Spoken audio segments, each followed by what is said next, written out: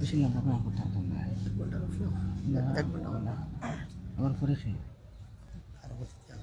আসুন নি তাই খেয়ে বয়ান খেয়ে আমার পরে রেডি রাখুন যেন 35-40 মিনিট বেশি পারতাম না। আমার অন্য যাওয়া আছে, টাইম বেশি না। আসসালামু আলাইকুম ওয়া রাহমাতুল্লাহি ওয়া বারাকাতুহু।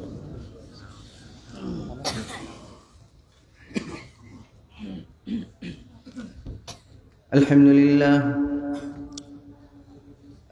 لله الذي امتن على عباده بنبيه المرسل وكتابه المنزل، ونشهد أن لا إله إلا الله وحده لا شريك له، لا وزير له ولا نذير له ولا مشير له ولا معين له، ونشهد أن محمدا عبده ورسوله، صلى الله تعالى عليه وعلى آله وأصحابه أجمعين. أما بعد، فأعوذ بالله من الشيطان الرجيم. بسم الله الرحمن الرحيم. لقد كان لكم في رسول الله أسوة حسنة لمن كان يرجو الله واليوم الآخر وذكر الله كثيرا. وقال النبي صلى الله عليه وسلم: خيركم خيركم لأهله وأنا خيركم لأهلي، أو كما قال عليه الصلاة والسلام. صلى الله على سيدنا ومولانا محمد وعلى آله وأصحابه وسلم. صلى الله على سيدنا ومولانا محمد وعلى آله وأصحابه وسلم. بلغ العلا بكماله، كشف الدجى بجماله، حسنت جميع خصاله. صلوا عليه وآله. رہے میرا مسکن حوالی کعبہ، رہے میرا مدفن دیار مدینہ. بلغ العلا بكماله، كشف الدجى بجماله، حسنت جميع خصاله. صلوا عليه وآله.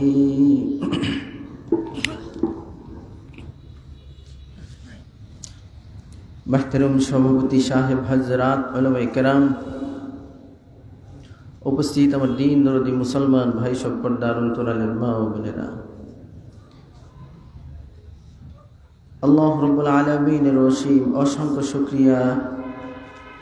আল্লাহ তাআলা মেহেরবানি করে কাকরদিয়া 13 দল হিলফুল ফুজুল যুব সংঘের উদ্যোগে আয়োজিত 10ম বার্ষিক এই সিরাতুন নবী সাল্লাল্লাহু আলাইহি ওয়াসাল্লাম মহাসম্মেলনে আমাদেরকে উপস্থিত হওয়ার তৌফিক দিয়েছেন। আলহামদুলিল্লাহ। বিভিন্ন ধরনের প্রতিকূলতার মধ্যেও আজকের এই আয়োজন করা হয়েছে এবং আপনারা উপস্থিত হয়েছেন। রব্বুল আলামিন এই আয়োজন এবং উপস্থিতিকে নাজাতের জরিয়া বানিয়ে দিন, আমিন। বেরাদারান ইসলাম, উলামায়ে কেরামের জবান থেকে আপনারা মূল্যবান আলোচনা শুনেছেন। আমার পরেও ইনশাআল্লাহ ধারাবাহিক বয়ান হবে। এখন কিছু সময়ের জন্য আমি আপনাদের সামনে বসেছি। আমাকে একটা বিষয় নির্ধারণ করে দেওয়া হয়েছে, আপনারা অনেকেই হয়তো লক্ষ্য করেছেন। বিষয় হলো পারিবারিক জীবনে মহানবী সাল্লাল্লাহু আলাইহি ওয়াসাল্লাম। তো আমি আমার নির্ধারিত বিষয়ের উপর কোরআনে কারীমের সূরা আহজাবের 21 নম্বর আয়াতের আলোকে কিছু কথা বলার ইচ্ছে করেছি। ওমা তাওফীকি ইল্লা বিল্লাহ।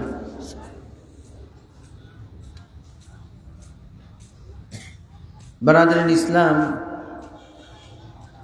প্রথমে আমাদেরকে বিষয়টার গুরুত্ব সম্পর্কে একটা ধারণা নিতে হবে।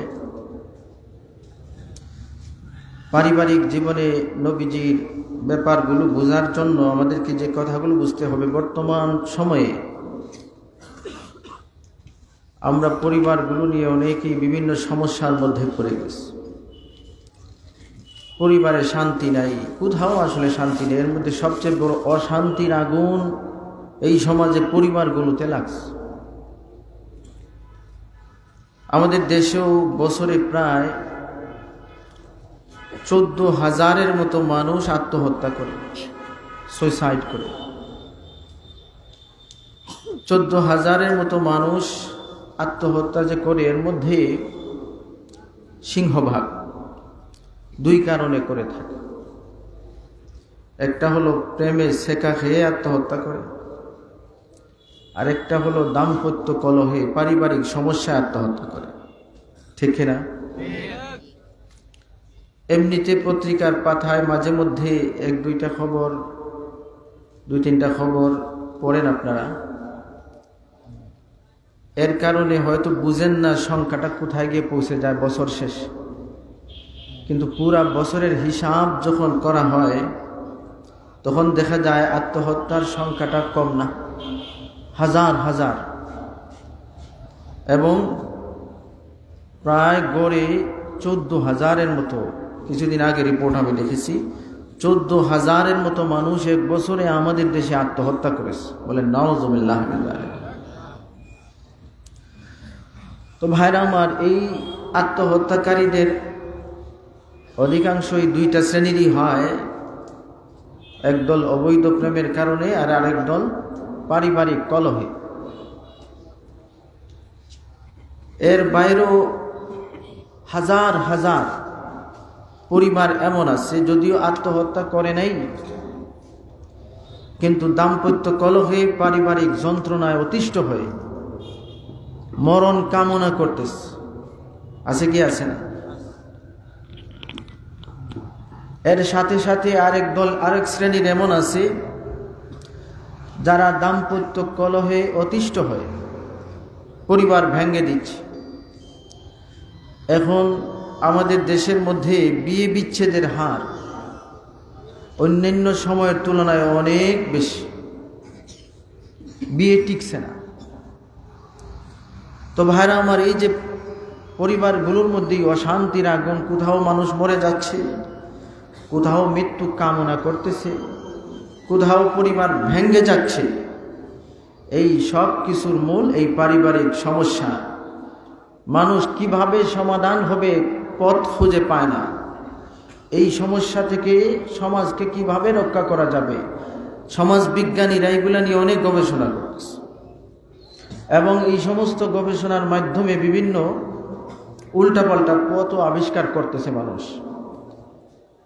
যেমন মনে করুন, আগে এগুলো আমাদের দেশে ছিল না, এখন চলে এসেছে এগুলা। হাই সোসাইটির মধ্যে, এলিট শ্রেণীর মধ্যে পরিবারের সমস্যা নিরসনের জন্যে স্বামী স্ত্রী, পরিবার বলতে যদিও মা বাবা ভাই বোন সবাই মিলেই পরিবার, কিন্তু পরিবার কথাটা সিংহভাগ স্বামী স্ত্রী সম্পর্কের ক্ষেত্রেই প্রয়োগ হয়ে যায় এবং সেদিকে লক্ষ্য করে কথাগুলো বলতেছি আমি। তো আমি বলছিলাম, পরিবারে শান্তির জন্য বিভিন্ন ধরনের উল্টাপাল্টা ফর্মুলা আমাদের সমাজের মধ্যে এখন অ্যাপ্লাই করা হচ্ছে। এর মধ্যে একটা হচ্ছে লিভ টুগেদার, এগুলো আগে আমাদের দেশে ছিল না। এখন আমাদের দেশের মধ্যে বিশেষ করে ঢাকায় অনেক যুগল লিভ টুগেদার করতেছে। লিভ টুগেদার মানে কি? যার সাথে মোটামুটি মনের একটু মিল বুঝতেছে, ফ্রেন্ড, বন্ধু, একটা আশা আছে ভবিষ্যতে তার সাথে সংসার করবে, বিয়ের আগেই একসাথে থাকা শুরু করে দেয় আন্ডারস্ট্যান্ডিং এর জন্য। তাকে আমি কতটুকু, তার সাথে কতটুকু ম্যাচ করতে পারবো, তার সাথে আমার মনের কতটুকু মিল হবে, তার সাথে আমার সংসার টিকবে কি টিকবে না, আমরা একজন আরেকজনকে বুঝতে পারবো কি পারবো না, এগুলার যাচাই বাছাইয়ের জন্য আগেই স্বামী স্ত্রীর মতো বিয়ের আগেই একসাথে থাকা শুরু করে দেয়। বলে নাউজুবিল্লাহ। আমাদের আঞ্চলিক জায়গা, এই সমস্ত অঞ্চলে এগুলো তো কল্পনা আমরা করি না, তবে ঢাকা সহ দেশের বড় বড় সিটিতে এই সমস্ত জিনিস এখন অনেকটা ওপেন হয়ে যাচ্ছে। বলে নাউজুবিল্লাহ। কিছুদিন আগে ওই ধরনের এক যুগলের ইন্টারভিউ পড়েছি আমি পত্রিকায়, তো তারা ওইভাবেই কথা বলেছে যে একসাথে থাকলে ভবিষ্যতে যদি আমরা স্বামী স্ত্রী হই তাহলে সে কেমন, আমার সাথে কেমন চলবে না চলবে, মনের মিল হবে কিনা, আন্ডারস্ট্যান্ডিং হবে কিনা, ম্যাচ করবে কিনা, এগুলা বোঝার একটা চান্স হবে লিভ টুগেদারের মাধ্যমে। তো বলছিলাম পরিবারের অশান্তি দূর করার জন্য মানুষ বিভিন্ন উল্টাপাল্টা ফর্মুলা এই সমাজের মধ্যে অ্যাপ্লাই করতেছে, সমাজের মধ্যে আবিষ্কার করে ছাড়তেছে, আর না হয় আমদানি করতেছে। এগুলো কিন্তু আমদানি করা, লিভ টুগেদারের এই কনসেপ্ট, এটা আমদানি করা। এগুলো ওয়েস্টার্ন কান্ট্রিতে হয়ে থাকে, ইউরোপিয়ান কান্ট্রিতে হয়ে থাকে, অমুসলমান দেশে হয়ে থাকে, কিন্তু এই জিনিসগুলো আমাদের দেশে কিছু মানুষ নামের অমানুষ এই সমস্ত চরিত্র ধ্বংসী বিধ্বংসী কালচারগুলো আমাদের সমাজের মধ্যে ছড়ানোর এজেন্সি খুলেছে, ঠিক কিনা? এজেন্ট হয়ে গেছে। তো ভাইরা আমার, আমি বলছিলাম, এটাই বলতে চাইছিলাম যে এই অশান্তির আগুন পরিবারগুলোতে যে লাগলো, কেউ সুইসাইড করতেছে, কেউ মৃত্যু কামনা করতেছে, কারো পরিবার ভেঙে যাচ্ছে, অনেকটা মহামারী আকার ধারণ করেছে। এ থেকে বাঁচার জন্য অনেকেই অনেক ফর্মুলা মানুষকে দেখাচ্ছে, মানুষকে দিচ্ছে, কিন্তু আমরা দেখতেছি এই সমস্ত ফর্মুলায়ও কাজ হয় না, বরং রিয়াকশন হয়। কি হয়? রিয়াকশন হয়। সমাজের অবস্থা আরো খারাপ হয়ে যাচ্ছে। নাফরমানি তো আছেই, সাথে সাথে অশান্তির আগুন আরো বেড়ে যাচ্ছে, আগুনে যেন পেট্রোল ঢেলে দেওয়া হচ্ছে। ভাইরা আমার, সেই জন্যেই এই সমাজকে এই ধরনের অশান্তির আগুন থেকে বাঁচাতে হলে, এই বিপদ থেকে বাঁচাতে হলে, পারিবারিক অশান্তির মহামারী থেকে আমাদের সমাজকে যদি আমরা রক্ষা করতে হয়, তাহলে এই সমস্ত কোনো ফর্মুলা দিয়ে রক্ষা করা যাবে না। ওই আমদানি করা ওয়েস্টার্ন কালচার দিয়ে আমাদের সমাজকে রক্ষা করা যাবে না। ও ভাই আমার, আমাদের জন্য একটাই পথ আছে। পারিবারিক জীবনে যদি আমরা শান্তি চাই, তাহলে আমাদের জন্য একটা পথই খোলা আছে, সেটা হলো বিশ্বনবী হযরত মুহাম্মদুর রাসূলুল্লাহ সাল্লাল্লাহু আলাইহি ওয়াসাল্লামের পারিবারিক জীবন সম্পর্কে ধারণা নিতে হবে, আর ওই ধারণা অনুযায়ী আমাদের জীবনটাকেও সাজাতে হবে, ঠিক কিনা? এছাড়া আর কোনো পথ নেই। পৃথিবীর মধ্যে অনেককেই মহানায়ক বানানো হচ্ছে, অনেক মহানায়ক হিসাবে স্বীকৃতি লাভ করতেছে, কিন্তু ভাইরা আমার মনে রাখবেন, মহানায়ক যারা হয়ে যাচ্ছে, যাদেরকে মহানায়ক বানিয়ে দেওয়া হচ্ছে, এরা হয়তো বক্তৃতার মাঠে মহানায়ক, এরা হয়তো পলিটিক্সের মধ্যে মহানায়ক, এরা হয়তো টাকা পয়সা ইনকামের ক্ষেত্রে মহানায়ক, এরা হয়তো সায়েন্সের ক্ষেত্রে মহানায়ক, কিন্তু মনে রাখবেন, জীবনের সর্বক্ষেত্রে যখন আপনি তাদেরকে অনুসরণ করার চিন্তা করবেন, দেখবেন তাদের ব্যক্তি জীবন, পারিবারিক জীবন, এই জীবনটা মোটেও আদর্শবান জীবন নয়।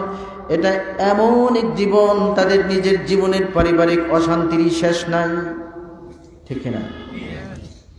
আমাদের বুদ্ধিজীবীরা যাদেরকে অনুসরণ করে, যেমন মনে করুন কার্ল মার্কস, এইভাবে নেলসন ম্যান্ডেলা, মহাত্মা গান্ধী, এই সমস্ত মানুষকে নিয়ে তারা অনেক কথা বলে, অনেক ধরনের মন্তব্য করে, অনেক বিষয় ফলো করে, তাদেরকে অনুসরণ করে। কিন্তু ভাইরা আমার, এই সমস্ত মানুষের বক্তৃতা, তাদের পলিটিক্স, তাদের তন্ত্র মন্ত্র, এগুলাকে তারা আকর্ষণীয় করে মানুষকে আকর্ষণ করতেছে, ঠিক আছে, কিন্তু তাদের পারিবারিক জীবন এমন যেটার বাহিরে প্রকাশ হলে তাদের ইজ্জত সম্মান থাকার কোনো ব্যবস্থা হবে না। যেমন এই কার্ল মার্কস, সে অনেক দেশ ঘুরে ঘুরে 1852 সালের দিকে ইংল্যান্ডে গেল। ওইখানে তার 6টা বাচ্চা, কিন্তু সারাদিন লন্ডনের রাস্তায় রাস্তায় ঘরে স্ত্রী বাজার নাই। তার স্ত্রীর নাম ছিল জেনি, কার্ল মার্কসের স্ত্রী জেনি। 6টা বাচ্চা, বাজার নাই, কার্ল মার্কসের খবর নাই। ঘরে বাচ্চা অসুস্থ, কার্ল মার্কসের খবর নাই। সে তার ঘোরাঘুরি করে আর শুধু গবেষণাই করে। এইভাবে অনেক সময় চিকিৎসার অভাবে ক্ষুধার্ত অবস্থায় তার 3টা বাচ্চা মারা গেছে, কিন্তু এই কার্ল মার্কস এগুলোর খবর নেওয়ার মতো কোনো চিন্তাই করছে না। বলে নাউজুবিল্লাহ।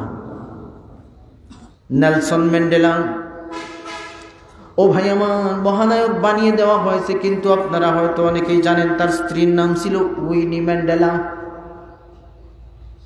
এই উইনি ম্যান্ডেলার সাথে মামলা মোকদ্দমা লড়তে লড়তে লড়তে লড়তে নেলসন ম্যান্ডেলা দুনিয়া থেকেই গেছে, স্ত্রীর সাথে বিচার আর শেষ হয়েছে না। ভাইরা আমার, মহাত্মা গান্ধী, এই মহাত্মা গান্ধী এমনি তো পাক ভারত উপমহাদেশের মধ্যে অনেক আলোচিত নাম, হিরো হিসাবে অনেকেই স্বীকার করে। কিন্তু মহাত্মা গান্ধীর ছেলে হরিলাল নিজেই বলেছেন, আমার বাবা হিসাবে আদর্শ ছিলেন না।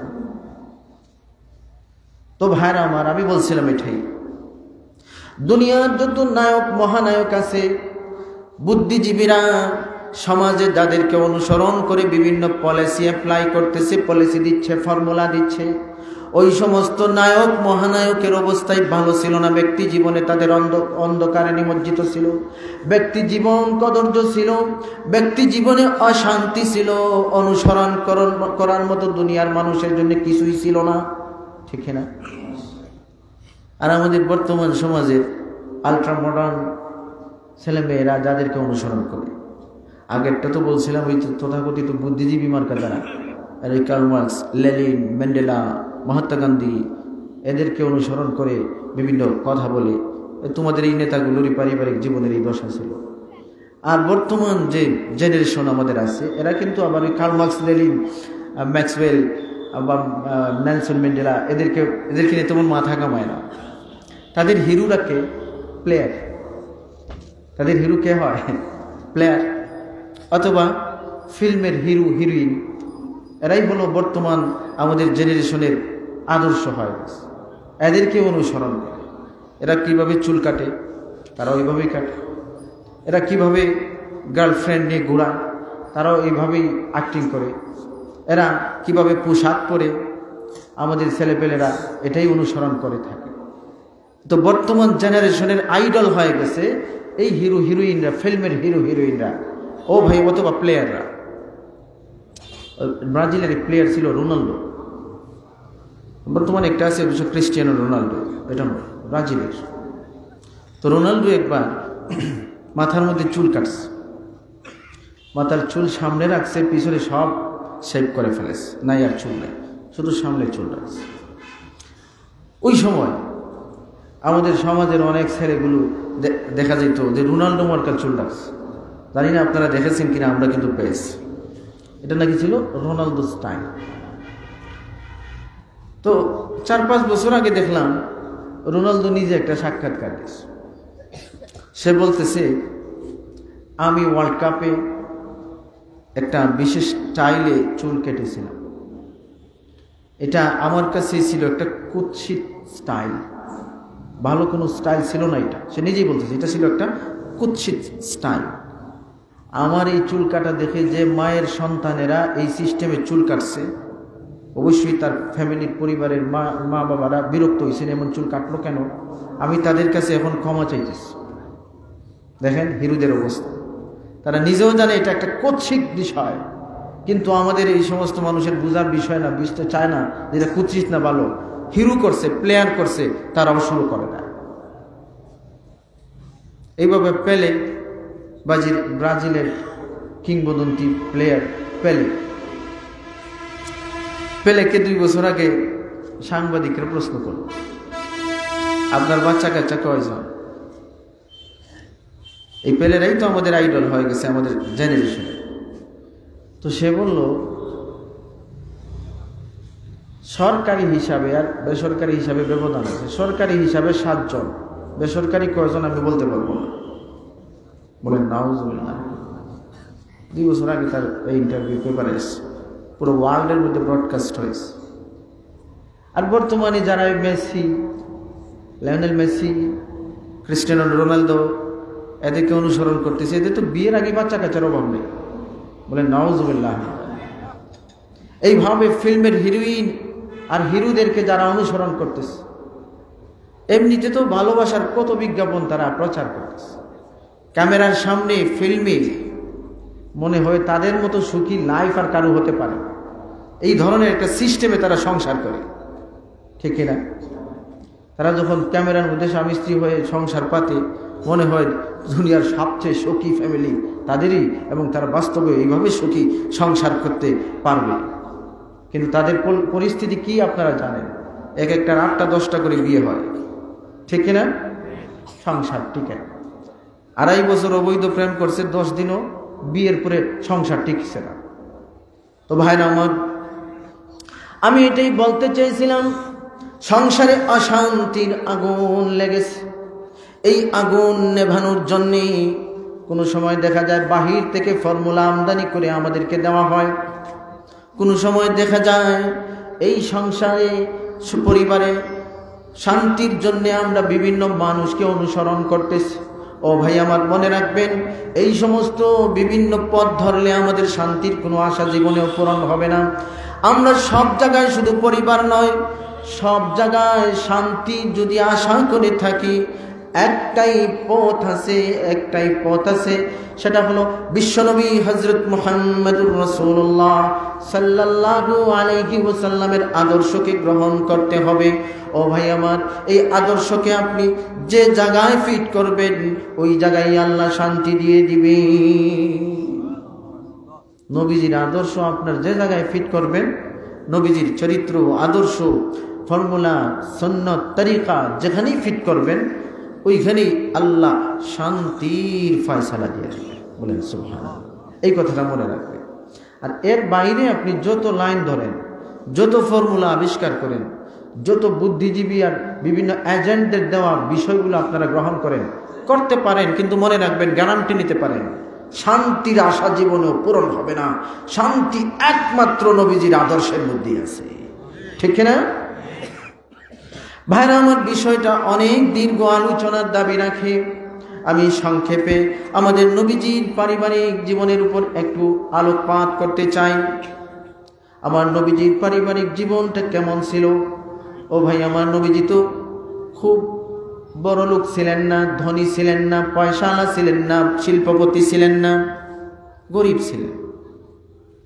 এমনিতে আল্লাহ তাআলা নবীজিকে চান্স দিয়েছিলেন, আপনি যদি ধনী হতে চান। একদিন জিবরাইল আলাইহিস সালাম এসে বলেছেন নবীজিকে যে আপনি যদি ইচ্ছে করেন, আল্লাহ অনুমতি দিচ্ছেন, তাইলে উহুদ পাহাড়কে সোনা আপনার জন্য সোনা বানিয়ে দাও, এবং আপনি সোনা আনার জন্য যাওয়া লাগবে না, পাহাড় আপনার সাথে চলতে থাকবে।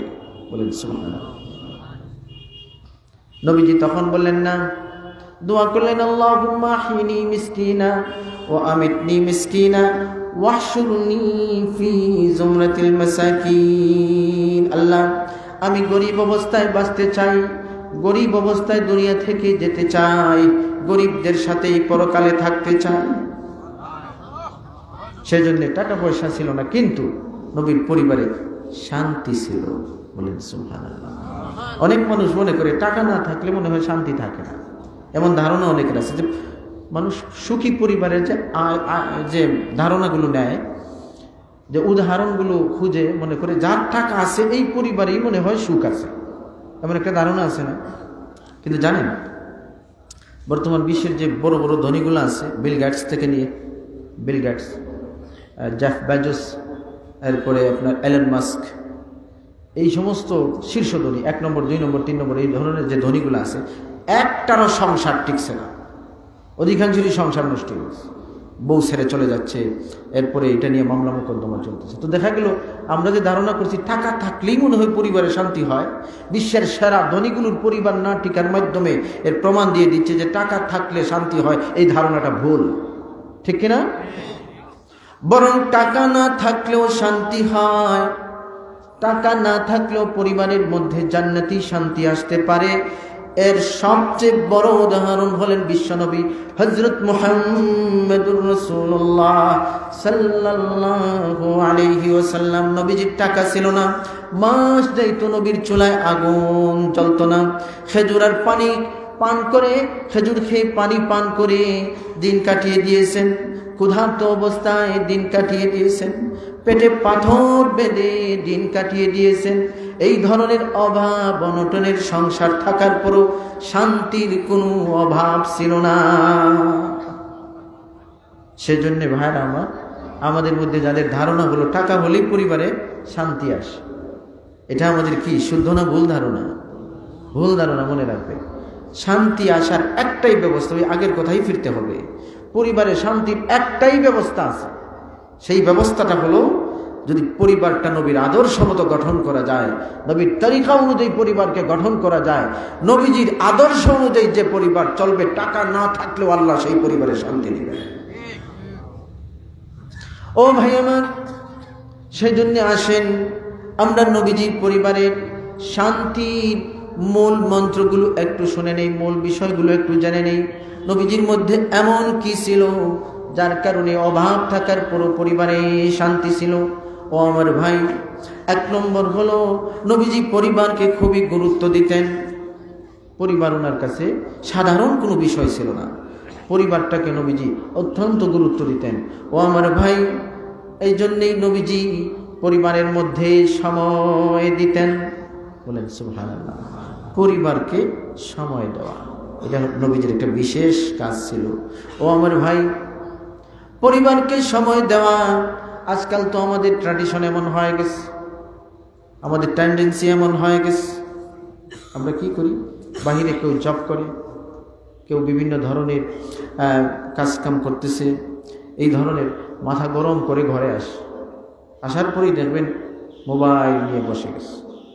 কেউ বউ কিছু জিজ্ঞাসা করলে, স্ত্রী কিছু জিজ্ঞাসা করলে মাথা গরম, এখন কথা বলবো না, মাথা ঠিক নাই, আছে নাই? তখন বাহিরে মাথা গরম, আর এর প্রকাশ করে ঘরে এসে সময় দেয় না, নিজের সময় বাইরেও নষ্ট করছে, মাথা গরম করে রাগারাগি করেছে, এখানে আসার পর মোবাইল নিয়ে মাথা ঠান্ডা করে, আছে না এই ধরনের অবস্থা? ও আমার ভাই, আজকাল তো বাহিরের অশান্তি আমরা ঘরে নিয়ে যাই, আর নিয়েও অশান্তি সৃষ্টি করতেছি। নবীজির সময়টা এমন ছিল, নবীজি বাহিরে যদি কোনো কারণে কষ্ট পেতেন, দুঃখ পেতেন, ঘরে আসতেন, আর পরিবারের সাথে সময় কাটানোর মাধ্যমে এই কষ্ট থেকে মুক্তি লাভ করতেন। বলেন সুবহানাল্লাহ। আমরা বাহিরে অশান্তি করি, ঘরে এই অশান্তি নিয়ে ঢুকি, বউয়ের সাথে ঝগড়াঝাটি করি, অশান্তির আগুন বাহিরেও জ্বালাইছি, ঘরেও জ্বালাই। তো নবীজি পরিবারকে সময় দিতেন। ও ভাই আমার, এই সময় দেওয়ার বিভিন্ন লাইনে নবীজি টাইম দিতেন। কিভাবে সময় দিতেন? নবীজি ঘরের কাজকর্ম করতেন। ও ভাই আমার, যার উপর তামাম দুনিয়ার মানুষকে হেদায়েতের দিকে আহ্বানের দায়িত্ব, নবুয়ত রিসালাতের দায়িত্ব, আমার নবীজি যুদ্ধের কমান্ডার, আমার নবীজি মসজিদে নববীর ইমাম খতিব, আমার নবীজি হলেন মদিনার কাজী, মদিনার ইসলামিক স্টেটের কাজী বিচারপতি, আমার নবীজি হলেন গরিব দুঃখী মানুষের পাশে দাঁড়ানোর মতো ব্যক্তি, আমার নবীজি হলেন ওই ধরনের মদিনার মধ্যে কেউ যদি হামলা করতে চায়, এর স্ট্র্যাটেজিক করার জন্য পরিকল্পনা করে এই হামলা ঠেকানোর দায়িত্ব পালন করার ব্যক্তি, এত দায়িত্ব, এরপরে আবার আসহাবে সুফফার শিক্ষক। ও ভাই আমার, এত দায়িত্ব থাকার পরেও আমার নবীজি ঘরে যখন যেতেন, ঘরে ঢোকার পরে এই সমস্ত দায়িত্ব নিয়ে একদম ভারী হয়ে বসে থাকতেন না, বরং ঘরের কাজকর্ম এগুলার মধ্যে শরীক হয়ে যেতেন। হযরত আয়েশা রাদিয়াল্লাহু তাআলা আনহা বলেন, নবীজি ঘরে আসতেন, বিছানা পরিপাটি করতেন, জুতা ঠিক করতেন, ছাগলের দুধ দোহাতেন, আম্মা জানদের সাথে কাজকর্মেও শরীক হতেন। বলেন সুবহানাল্লাহ। আমরা ঘরে ঢোকার পরে মেয়ে স্ত্রীদের কাজকর্মে শরীক হওয়া দূরের কথা, পায়ের মোজাটা খোলার জন্য ডাকতে হয়, আসো মোজাটা খুলে দাও, টায়ার্ড ফিল করছি। হ্যাঁ বলেন, এমনকি এমন অলস মানুষও আছে, শরীরের কাপড়টাও খুলতে রাজি না, মনে করুন কোট জ্যাকেট কিছু লাগাইলে হাত দুইটা উঠে দেয়, খুলে দাও, বোতাম খুলে খুলে দিচ্ছে স্ত্রী। কি যে কাজ কামাই করে আইছে। ও ভাই আমার, এই সমস্ত সিস্টেম থেকেই পরিবারের মধ্যে একটা দূরত্ব তৈরি হয়, বৈষম্য তৈরি হয়, অশান্তির বীজ রূপিত হয়, ঠিক কিনা? একটা কথা আমাদেরকে বুঝতে হবে, স্ত্রী যারা, এরা কিন্তু, ও ভাই আমার, অনেক সময় বলে থাকে এটা মানুষ লাইফ পার্টনার, সাথী, আপনার সবচেয়ে প্রিয় বন্ধু। বন্ধুর সাথে আপনি আচরণ কিভাবে করতে হবে, আপনি তাকে গোলাম বান্দি মনে করলে চলবে না। আপনি আপনার পার্টনার, সাথী, বন্ধু, এই দৃষ্টিকোণ থেকে যদি আপনি ঘরে গিয়ে ওনাকে সময় দেন, তাহলে দেখবেন অটোমেটিক শান্তির একটা পরিবেশ ঘরের মধ্যে চলে আসবে, ঠিক কিনা? নবীজি সেটা। ও ভাই আমার, নবীজি সময় দিতেন, কাজকর্ম করতেন, এটা হলো 1 নম্বর বিষয়। 2 নম্বর, নবীজি বিভিন্ন বিষয়ে ঘরের মানুষের সাথে শেয়ার করতেন, তাদেরকে বলতেন। কোনো বিশেষ বিষয় আসে থাকলে নবীজি ঘরে এসে বলতেন, এই ঘটনাটা এমন, ঘটনাটা তেমন, কি করা যায়। যখন ওহী নাজিল হলো প্রথম, ইকরা বিসমি রাব্বিকাল্লাযী খালাক, খালাকাল ইনসানা মিন আলাক, ইকরা ওয়া রাব্বুকাল আকরামুল্লাযী আল্লামা বিল কলম, আল্লামাল ইনসানা মা লাম ইয়ালাম। ওহী নাজিল হলো, প্রথম ওহী নাজিল হলো, নবীজি ভয় পেয়ে গেলেন। ও ভাই আমার, ঘরে আসলেন, হযরত খাদিজা রাদিয়াল্লাহু তাআলা আনহার সাথে বিষয়টা শেয়ার করলেন, পরে এসে বললেন আমি ভয় পাইছি এইভাবে। তখন হযরত খাদিজা রাদিয়াল্লাহু তাআলা আনহা নবীজিকে অভয় দিয়েছেন, সাহস দিয়েছেন, নবীজির মনোবল চাঙ্গা করার জন্য কথা বলেছেন। বলেন সুবহানাল্লাহ। আমরা তো ফেসবুকে শেয়ার দেওয়ার জন্য সবাই উস্তাদ, ফেসবুকে এফবিতে শেয়ার সবাই দেয়, কিন্তু ঘরে কোনো জিনিস শেয়ার করে না। ওইখানে শেয়ার বুঝে নাই, কিন্তু আসল শেয়ার কোথায় করতে হবে? ঘরে করেন, ওই মানুষটা বুঝবে আমাকে সে আপন মনে করে, সেই জন্য তো সব কথা আমার সাথে শেয়ার করে। এই ধরনের একটা মনোভাব যদি আপনি ঢোকাতে পারেন ভিতরে, দেখবেন আপনাকে বিশ্বাস করবে এবং আপনার সাথে তার একটা মহব্বতের কানেকশন তৈরি হবে, পরিবারে শান্তির বীজ রূপিত হবে। বলেন সুবহানাল্লাহ। নবীজি শেয়ার করতেন, নবীজি বলতেন আজকে এটা হয়েছে। 3 নম্বর হলো, নবীজি স্ত্রীদের সাথে পরামর্শ করতেন। বলেন সুবহানাল্লাহ। আমরা কি মনে করি? আমরা মনে করি এদের সাথে পরামর্শ করে কি লাভ, এদের তো আসলে বুঝ কম। এই যে বুঝ কম কথাটা আমাদের মাথায় ঢুকছে, এটা আর জীবনে বের হয় না, ঠিক কিনা? স্ত্রীদের ব্যাপারে এই ধরনের মনোভাব স্বামীদের ভিতরে অনেক সময় কাজ করতেছে, যে এদের সাথে পরামর্শ করে লাভ নেই, এদের কাছ থেকে ভালো বুদ্ধি পাওয়ার কোনো আশা নাই। আছে কি আছে? আপনি যদি নিজে আগেই আপনার মাইন্ডকে সেট করে ফেলেন যে এদের বুদ্ধি নাই, এদের পরামর্শ দেওয়ার যোগ্যতা নেই, তাইলে তো আপনি আর কোনোদিন পরামর্শ করতে পারবেন না, পরামর্শ করবেন না। আর এই পরামর্শ না করার কারণে আপনার ঘরের মধ্যে বিভিন্ন বিষয় নিয়ে উল্টাপাল্টা শুরু হবে। আপনি একটা চিন্তা করবেন, সে আর একটা চিন্তা করবে। আপনি এক কাজ করতে চাইবেন, সে আরেকটা কাজ করতে চাইবে, আপনি পরামর্শ করতেছেন না, মন গড়া চলবেন, অশান্তি সৃষ্টি হবে, ঠিক কিনা? নবীজি পরামর্শ করতেন।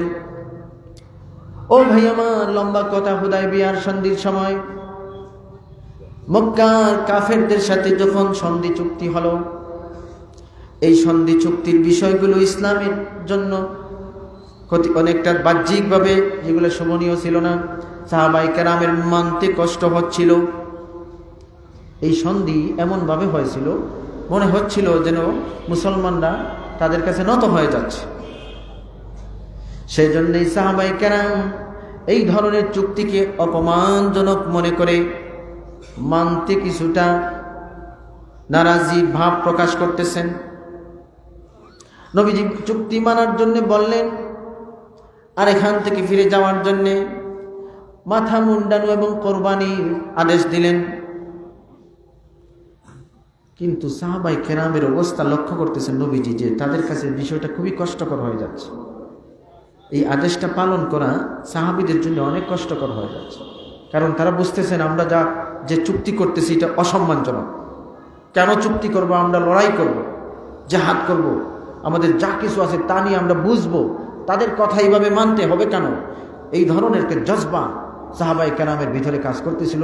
আর এর মধ্যে নবীজি বলছেন, যাও এখানেই শেষ, আমরা ফিরে যেতে হবে, কুরবানি করো, মাথা মুন্ডা। সাহাবায়ে কেরামের বিষয়টা কষ্টকর মনে লাগলো, অনেক কষ্টকর লাগছিল তাদের। ভাইরা আমার, নবীজি যখন পরিস্থিতি বুঝলেন, ঘরে চলে আসলেন, খেমার মধ্যে চলে আসলেন। হযরত উম্মে সালামা রাদিয়াল্লাহু তাআলা আনহার সাথে নবীজি পরামর্শ করতেছেন যে আমরা তো এই চুক্তি বাস্তবায়ন করে এখান থেকে ফিরে যাওয়ার সিদ্ধান্ত নিয়েছি, আমরা কোরবানি করব, মাথা মুন্ডাবো এবং এখান থেকে চলে যাব। তো আমি লক্ষ্য করতেছি সাহাবী যারা আছেন সাথে, 1400-র মতো সাহাবী ছিলেন, কোনো বর্ণনায় 1500। তো এই যারা আছেন এরা এটা মানতে তাদের কষ্ট হচ্ছে, তাদের মনোভাবটা অন্য ধরনের, কষ্ট হচ্ছে তাদের। এখন কি করা যায়? তো ভাইরা আমার, হযরত উম্মে সালামা রাদিয়াল্লাহু তাআলা আনহা নবীজিকে পরামর্শ দিলেন। দেখেন কত বড় বিষয়, এত বড় বিষয় নবীজি পরামর্শ করতেছেন কার সাথে? নিজের স্ত্রীর সাথে। উম্মে সালামা রাদিয়াল্লাহু তাআলা আনহা জবাব দিলেন, পরামর্শ দিলেন, আপনি এক কাজ করেন, আপনি তাদেরকে আর বলার দরকার নেই, আপনি কথা বলেছেন শেষ, তারা করছে কি করছেন এটা দেখারও দরকার নেই, কিছু বলারও দরকার নেই, আপনি নিজেই কাজগুলো বাইরে গিয়ে করেন। কত সুন্দর একটা পরামর্শ আছে, আপনি নিজে গিয়েই কাজগুলো করেন, কোরবানি করেন, মাথা মুন্ডান। হযরত নবী করিম সাল্লাল্লাহু আলাইহি ওয়াসাল্লাম ওনার পরামর্শ মতো নিজে গিয়ে করছেন। নবীজির এই কাজ করে দেখে বাকি সবাই কাজ শুরু করে দিয়েছে।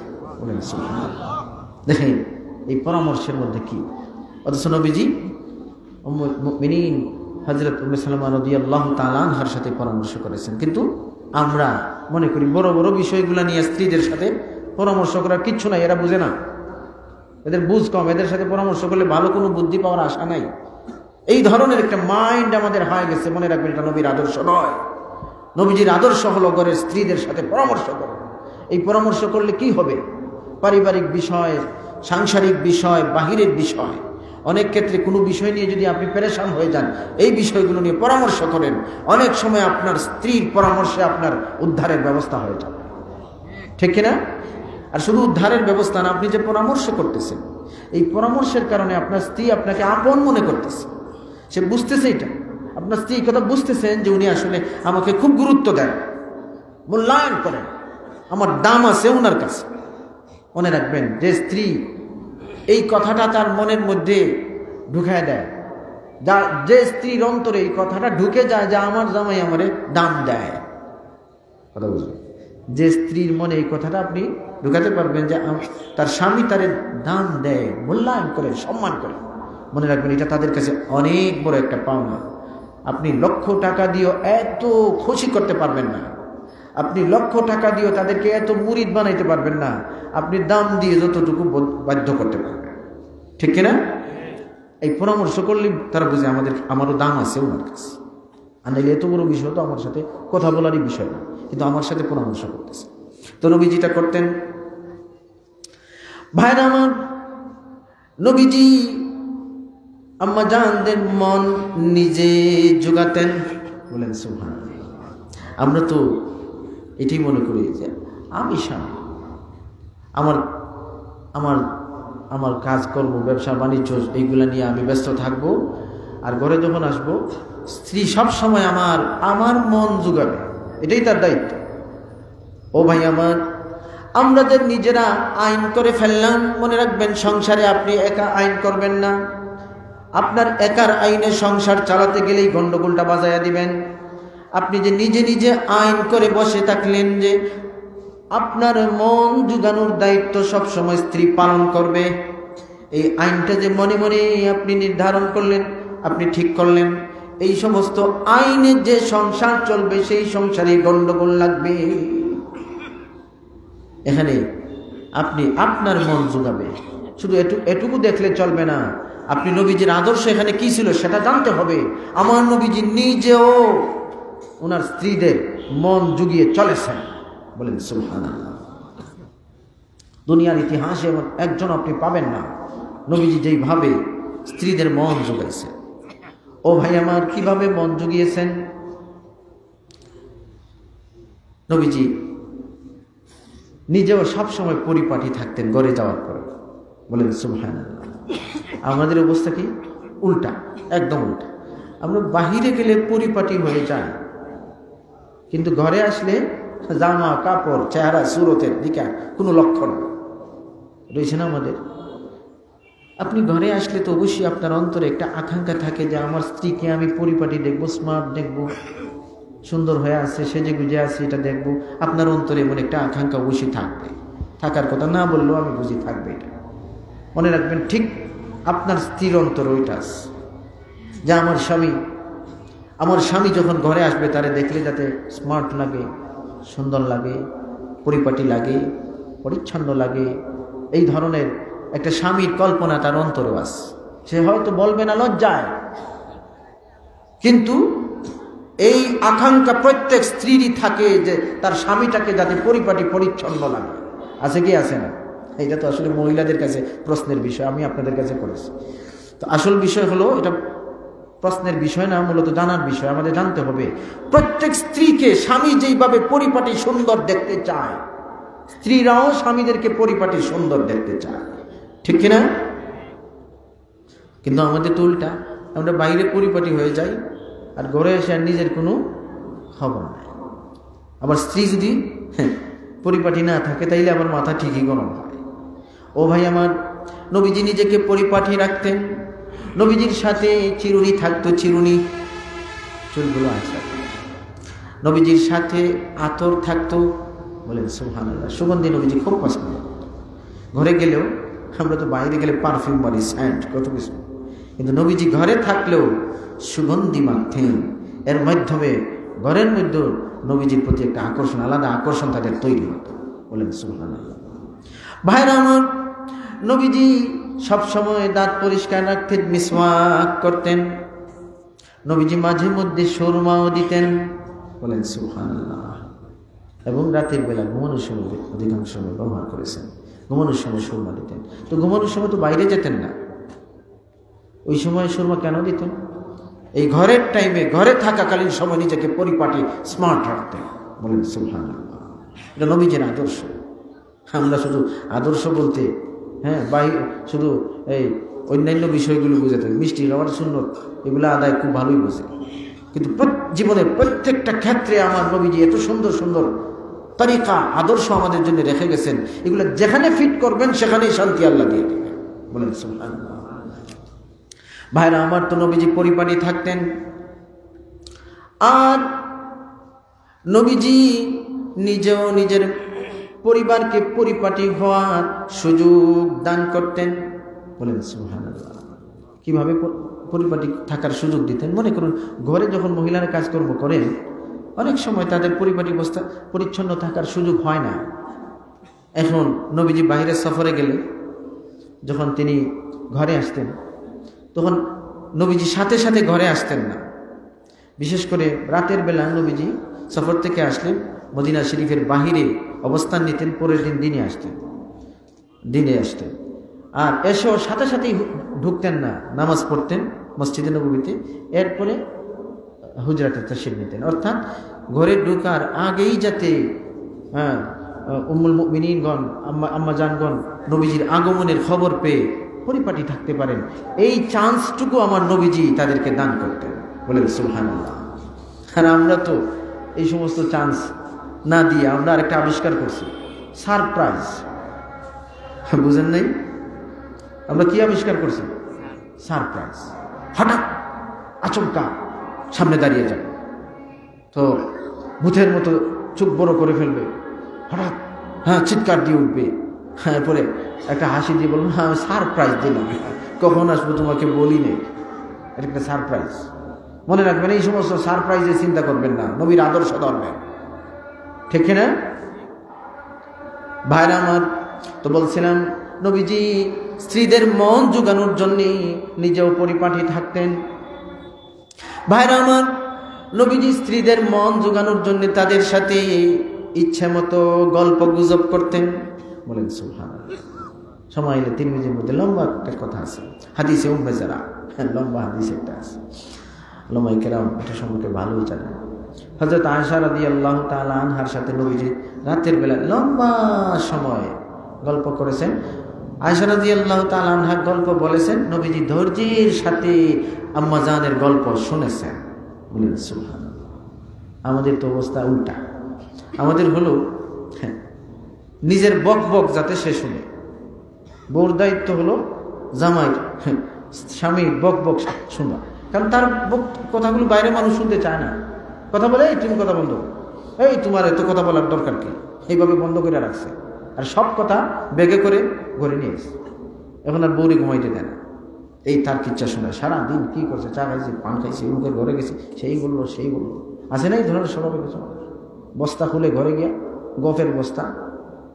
ওই সময় স্ত্রীর নিজের পক্ষ থেকে ইয়াস নট ভেরি গুডের বাইরে আর কিছু বলার চান্সই দেয় না, ঠিক না? এই সমস্ত সিস্টেমে শান্তি হয় না। স্ত্রীদের গল্প শুনতে হবে, রাজি আছি না ইনশাআল্লাহ? স্ত্রীদের গল্প শুনবেন না? স্ত্রীদের গল্প শুনবেন, নবীজি শুনেছেন, এটা নবীর আদর্শ। নিজে শুধু গল্প করবেন আর স্ত্রীদের তো শুনবেন না, তাদেরকে শোনার দায়িত্ব দিচ্ছেন। এমন শ্রোতা বানাইলে কাজ হবে না, নিজেও শ্রোতা বনতে হয়।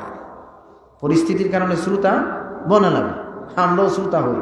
আমরা এই কথা মনে করবেন না যে আমরা শুধু বক্তা ওয়াজ করি না, অনেক সময় আমরাও শ্রোতা। এই গত রাত্রে এক জায়গায় গেছি, রাত্রে 2:30টায় বয়ান করছি, রাত্রে 2:30টায়, ঠান্ডা, অনেক ঠান্ডা। রাত্রে 2:30টায় বয়ানের পরে একজনে নিয়ে গেছে তার কামরায়। আমি তো ক্লান্ত, এর আগে অনেকটা প্রোগ্রাম ছিল, 2-3টা প্রোগ্রাম, আর 2:30টায় বয়ান করেছি, শীতের রাত, কুয়াশা। যাওয়ার পরে চিন্তা করলাম হয়তো নাস্তা টাস্তা করিয়ে তাড়াতাড়ি বিদায় দিয়ে, কিন্তু লোকটা হঠাৎ তার একটা ব্যক্তিগত বিষয় নিয়ে আলোচনা শুরু করে দিল। আমি ভাবছি 5-10 মিনিট মনে হয় আলোচনা করবো।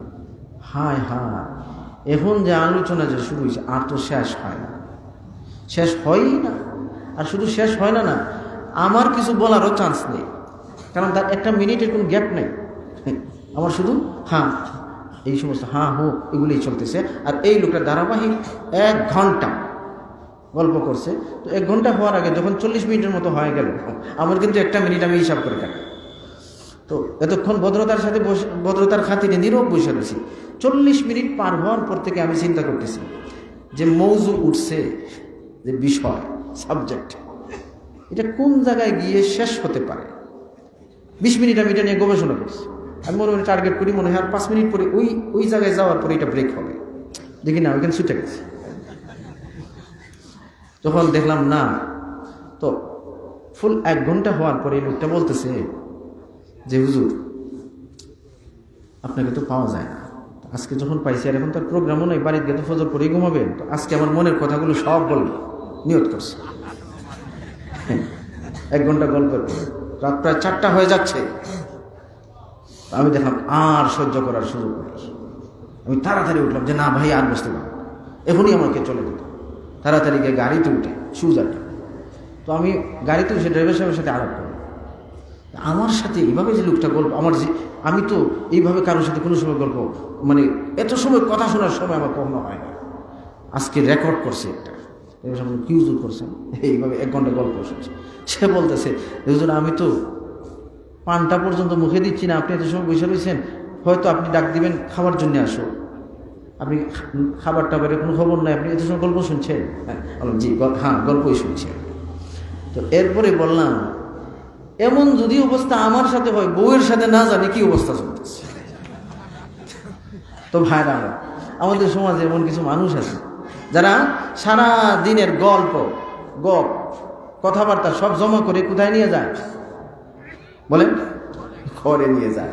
আর এরপরে বিছানায় গিয়ে যে শুরু করলো নন স্টপ, এই যে চলতেছে, না শুনলে ঘুমাইলো আবার গালি দিব, এই তোমার শুধু ঘুম আর কোনো কাজ নাই। গল্প শুনে ঘন্টার পর ঘন্টা ঘুমলো, স্ত্রীকে কিছু বলতে দেয় না। মনে রাখবেন, এটা নবীর আদর্শ নয়। নবীজির আদর্শ হলো, তুমি যদি বলে থাকো তাহলে তাকে, তোমার স্ত্রীকে আরো বেশি বলার সুযোগ দাও। তুমি বাহিরে মানুষের সাথে অনেক কিছু বলতে পারতেছো, সে তোমার জন্য গল্প সারাদিনের কথাগুলো জমিয়ে রেখেছে, রাতে বিছানায়, রাতে একান্তে তোমার সাথে গল্পগুলো বলে সে আনন্দ লাভ করবে। এই সুযোগটা স্ত্রীদেরকে দিতে হবে, এটা নবীর আদর্শ। বলেন সুবহানাল্লাহ। হাদিসে উম্মে জারার মধ্যে হযরত আয়েশা রাদিয়াল্লাহু তাআলা আনহার গল্প, কিচ্ছা, হ্যাঁ সামাইলের মধ্যে আছে, সামাইল 3 পুরো কিচ্ছা আমার নবীজি শুনেছে। যাই হোক, কথা অন্যদিকে চলবে। ভাইরা আমার, তো নবীজি স্ত্রীদের মন জুগিয়েছেন।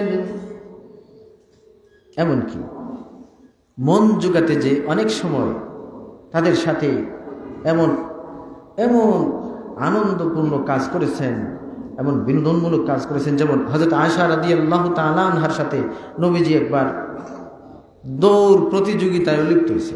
বলেন সুবহানাল্লাহ। ভাইরা আমার, আম্মা জান আয়েশা রাদিয়াল্লাহু তাআলা আনহার সাথে দৌড় দিলেন নবীজি। তো নবীজি আয়েশা রাদিয়াল্লাহু তাআলা আনহাকে খুশি করার জন্য হয়তো প্রথমবার পিছে পড়ে গেছেন, উনি জিতে গেছেন। ও ভাই আমার, আয়েশা রাদিয়াল্লাহু তাআলা আনহা জিতে গেলেন। উনি তো অনেক খুশি যে আপনার আগে আমি পার হয়ে গেছি, আপনার আগে আমি জিতে গেছি, আপনার আগে চলে গেছি। পরবর্তীতে আবার নবীজি দৌড় প্রতিযোগিতার আয়োজন করলেন, তখন নবীজি আগে চলে গেছেন। বলেন সুবহানাল্লাহ। দেখা গেল মন জোগানোর জন্য এই ধরনের কাজ করেছে। হযরত আয়েশা রাদিয়াল্লাহু তাআলা আনহা একবার নবীজিকে বললেন, মসজিদে নববীর আঙ্গিনায় ইথিওপিয়ান কিছু যুবক, হাবেশার কিছু যুবক নেজাবাজি করতেছে। আয়েশা রাদিয়াল্লাহু তাআলা আনহা বলেন, আমি এগুলা দেখতে চাই, তারা কি করে, তারা ওইখানে নেজাবাজি করতেছে, আমি দেখব। ও আমার ভাই, বিশ্বনবী হযরত মুহাম্মদুর রাসূলুল্লাহ সাল্লাল্লাহু আলাইহি ওয়াসাল্লাম এই কথা শোনার পরে বলেন নাই, আমার এত টাইম নাই, বাহিরে মানুষ অপেক্ষা করতেছে, মসজিদে আমার ছাত্ররা অপেক্ষা করতেছে, ওইখানে একটা বাহিনী পাঠাতে হবে, তাদেরকে রেডি করার দরকার আছে। কিছু বলেন নাই, বরং চলে আসো, তুমি দেখতে চাইতেছো, চলে আসো। নবীজি দাঁড়ালেন একটু আড়াল করে। আয়েশা রাদিয়াল্লাহু তাআলা আনহাকে বললেন, তুমি আমার ওই কাঁধের উপর থুতনিটা রেখে ওই কান এবং কাঁধের ফাঁক দিয়ে দেখতে থাকো। বলেন সুবহানাল্লাহ। হযরত আয়েশা রাদিয়াল্লাহু তাআলা আনহা নবীজির পিছনে দাঁড়াইছেন, কাঁধের উপর ভর দিয়ে থুতনি রেখে ওই ফাঁক দিয়ে ওই ইথিওপিয়ান যুবকদের নেজাবাজি দেখতেছেন। আয়েশা রাদিয়াল্লাহু তাআলা আনহা অল্প বয়সী ছিলেন, তো উনি দেখতেছেন। নবীজি কথা বলতেছেন, আরে এত সময় দেখা শেষ হয়েছে না এখনো, আর কত সময়? আহা, তুমি তো সর্বনাশ করতেছো আমার এত বড় বড় কাজগুলো। কিছু বলেন নাই, আমার নবীজি খুশির সাথে এখানে দাঁড়িয়ে রয়েছে। ভাইরা আমার, এক সময় হযরত আয়েশা রাদিয়াল্লাহু তাআলা আনহা নিজেই বললেন, হয়েছে আল্লাহ, শেষ, দেখা শেষ, চলে যাই। নবীজি এই কথা শোনার পরে এখান থেকে চলে আসে। পরে আয়েশা রাদিয়াল্লাহু তাআলা আনহা আল্লাহর কসম করে একটা কথা বলেছে, যে আমি ওনাকে নিয়ে গেলাম এদের এইগুলা দেখার জন্য, নেজাবাজি দেখার জন্য। তিনি একবারও বিরক্ত হলেন না। আমি যতক্ষণ দেখতে চাইলাম এর মধ্যে আসার কোনো চেষ্টাও করলেন না। আমার যত সময় মনে চাইছে দেখছি, তারপরে আমি নিয়ে আসি। বলেন সুবহানাল্লাহ। ও ভাই আমার, দেখা গেল মন জোগানোর জন্য, স্ত্রীদের মন জোগানোর জন্যে নবীজি এইভাবে আম্মা জানদের সাথে চলেছেন। আমরা কি বুঝেছি? আমরা বুঝি মন জোগানোর দায়িত্ব স্ত্রীর। স্বামীর আবার মন জোগানোর কি আছে? কত টাকা খরচ করতেছে তাদের